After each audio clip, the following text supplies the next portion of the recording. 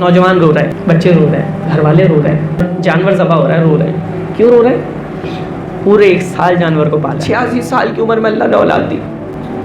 13 سال بیٹا پالا. آج کے دور میں نا بے اولادی کا مرض بھی ہے. جو بے اولادی کے وقت سے گزرتا ہے نا، اسے پوچھیں وہ کیسے کرب میں ہوتا ہے. لوگوں کے تانے الگ، اپنے دل کا سکون ایک عجیب کیفیت میں کہ یار اولاد ہی نہیں، کماؤں کس کے لیے، سوچوں کس کے لیے، فکر کس کے لیے کروں، اولاد ہی نہیں ہے، اولاد ہی نہیں ہو رہی. اتنی آزمائش میں ہوتا ہے انسان اولاد نہ ہوتا. حضرت ابراہیم علیہ السلام 80 سال کی عمر سے بھی اوپر ہو گئے، آپ کی اولاد نہیں ہوئی. آپ سوچ سکتے ہیں کہ اس وقت تک آپ کس کیفیت سے گزرے ہوں گے. اللہ نے اولاد نہیں دی حضرت ابراہیم علیہ السلام کو. حضرت سارہ رضی اللہ تعالیٰ عنہ آپ کی زوجہ تھی، ان سے اولاد نہیں ہوئی. پھر آپ نے حضرت حاجرہ رضی اللہ تعالیٰ عنہ سے نکاح فرمایا تو اللہ نے ان سے آپ کو اولاد عطا فرمائی. اور جب اولاد عطا فرمائی تو حضرت ابراہیم علیہ السلام کی عمر کیا تھی؟ 86 سال، 86 ایئرس اولڈ. 86 سال کی عمر میں اللہ نے اولاد عطا فرمائی. منتوں سے، مرادوں سے، دعاؤں سے، التجاؤں سے، بڑی امیدوں سے اللہ نے اولاد عطا فرمائی 86 سال کی عمر میں. آپ سوچ سکتے ہیں بے اولادی کے کرب سے گزرنے کے بعد 86 سال کی عمر میں اللہ نے اولاد دی ہے تو کتنی محبت ہوگی اس اولاد سے، کیسا ناز ہوگا. اچھا ٹھیک ہے، بچہ پیدا ہوا ہے، پیدا ہوتے ہی ایک حکم آ جائے، آرڈر آ جائے تو پھر بھی ایک کیفیت، ابھی تو آیا دنیا میں، اب اسے پالا ہے، اس کے لڑک پن کے دن بھی ہیں، اس کے گھٹنوں چلنے کے دن بھی ہیں، اس کے وہ توتلے پن کے دن بھی ہیں، اس کے وہ پہلا لفظ بولنے کی خوشی بھی گزری ہے، اس کا وہ پہلا لقمہ چبانے کی خوشی بھی گزری ہے، اس کا وہ پہلا قدم بڑھانے کی خوشی گزری ہے. ان ساری خوشیوں سے گزر گئے. جب بیٹا 13 سال کی عمر کو ہو گیا تو اللہ کا حکم آ گیا.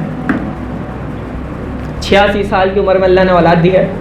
13 سال کا جوان بیٹا ہے اور ایک روایت کے مطابق 9 سال کا بالغ ہوا ہے. اللہ نے حکم ارشاد فرما دیا اس کو ذبح کرنا ہے میرے نام پہ. شیطان نے کام دکھانا شروع کر دیا. شیطان نے کام دکھایا اور شیطان نے آ کر جو ہے وہ کہا حضرت ابراہیم علیہ السلام کو، یہ کیا کرنے جا رہے ہو، بیٹے کو ذبح کر رہے ہو؟ تو حضرت ابراہیم علیہ السلام نے فرمایا ایک اسماعیل ہے، ایسے 1000 بھی ہوں تو میں اپنے رب کے نام پہ قربان کروں گا. یہ جو جذبہ ہے نا اور یہ الفاظ ہیں محسوس کرنے والے. اب اس کیفیت کو سمجھیں. میں آپ کو اب ایک چیز ایڈریس کر رہا ہوں جو میں نے کہا تھا نا، میں نے اس نقطے پہ غور کیا تو مجھے محسوس ہوا. سوشل میڈیا کا دور ہے، ہر سال کچھ ویڈیوز وائرل ہوتی ہیں اور وہ ویڈیوز کیا ہوتی ہیں؟ نوجوان رو رہے ہیں، بچے رو رہے ہیں، گھر والے رو رہے ہیں، جانور ذبح ہو رہا ہے، رو رہے ہیں. کیوں رو رہے ہیں؟ پورے 1 سال جانور کو پالا ہے، پورے 2 سال جانور کو پالا ہے. 1 سال اور 2 سال جانور کو پالا ہے تو کیفیت کیا ہے؟ وہ نوجوان کہ جو پورا سال بھی نہیں روتا، وہ نوجوان جو کسی کی میت میں بھی نہیں روتا، وہ نوجوان جو کسی نماز میں بھی نہیں روتا، وہ نوجوان جو کسی بیان میں بھی نہیں روتا، وہ نوجوان جو کسی نعت میں بھی نہیں رونا آتا اسے، لیکن اس کے دل میں ایسی کیفیت ہے اور اس کا دل اتنا نرم ہو گیا ہے، اس کے دل میں اٹریکشن، انسیت اور محبت اتنی آ گئی ہے کہ 1 سال جانور کو پالا ہے. کوئی جانور ذبح نہیں ہو رہا ہے، دیکھا نہیں جا رہا، رو رہا ہے تو کیا کیفیت ہوتی ہے؟ ایسا لگتا ہے کوئی گھر کا فرد چلا گیا، ایسا گھر میں سناٹا ہوتا ہے. یہ کس کی کیفیت ہے؟ یہ جو نوجوان روتے ہیں، میں کہتا ہوں اس پہ غور کریں نا، یہ کس کی کیفیت ہے؟ یہ کیفیت کیوں ہے؟ یہ 1 سال اور 2 سال جانور پالا ہے آپ نے. اللہ نے ایسی محبت آپ کے دل میں ڈالی ہے کہ آپ سے ذبح نہیں ہو رہا. 86 سال کی عمر میں اللہ نے اولاد دی. 13 سال بیٹا پالا. 13 سال بیٹا پالا ہے اور رب کا حکم ہے، بیٹے کو لٹایا بھی ہے، ذبح بھی کیا ہے کہ مالک تیرا حکم ہے. 1-2 سال جانور پالنے سے اتنا پیار ہو جائے کہ وہ جانور ذبح نہیں کیا جاتا. حضرت ابراہیم علیہ السلام نے کیسے اپنے بیٹے کو حاضر کر دیا، اے رب تیرے حکم پہ حاضر ہے. سوچنے والی بات یہ ہے 86 سال کی عمر میں اولاد ملے، 13 سال اس اولاد کو پالا ہے اور رب کے ایک حکم پہ قربان کرنے کے لیے تیار. اب میں نے اپنا کیا قربان کیا اور آپ نے اپنا کیا قربان کیا، یہ سوچنے والی بات ہے. جانور تو قربان کر دیا، قربانی کا فلسفہ کیا ہے؟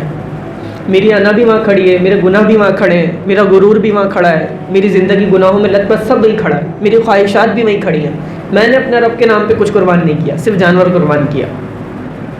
ہونا تو یہ چاہیے تھا کہ رب تیرا حکم ہے گناہوں سے بچنا، تو میں گناہ کیوں کروں، میری خواہش قربان ہوں.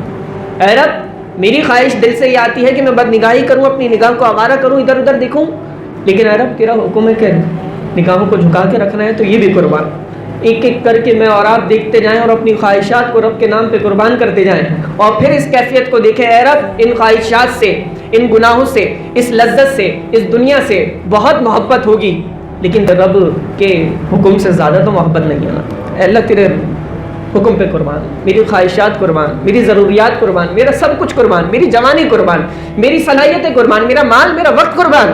اس فلسفے کے ساتھ قربانی کریں تو پھر پتہ لگے مجھے آپ کو کہ قربانی ہے کیا۔ یہ ہے قربانی۔ تو یہ جو رونے والی کیفیت ہے نا، یہ جو آپ کے دل میں انس اور محبت ہے، تو آپ نے یاد کرنا ہے کہ ان کے دل میں کیسا انس محبت ہوگا، اور جب اس انس محبت میں آپ ہیں تو پھر اور چیزوں میں دیکھیں آپ کو کس چیزوں میں انس اور محبت ہے، تو پھر جس میں انس ہے وہ رب کے نام پہ قربان کرنا ہے، کیونکہ فلسفہ یہی ہے، لن تنالوا البر حتی تنفقوا مما تحبون، تم نیکی کی تاثیر کو پہنچ ہی نہیں سکتے جب تک تم اپنی محبوب ترین چیز رب کی بارگاہ میں نہ دے دو۔ نیکی کی تاثیر کو پہنچنا تھا، حضرت ابراہیم علیہ السلام نے محبوب ترین اسماعیل قربان کر دیا۔ اس فلسفے کو سمجھنے کی ضرورت ہے۔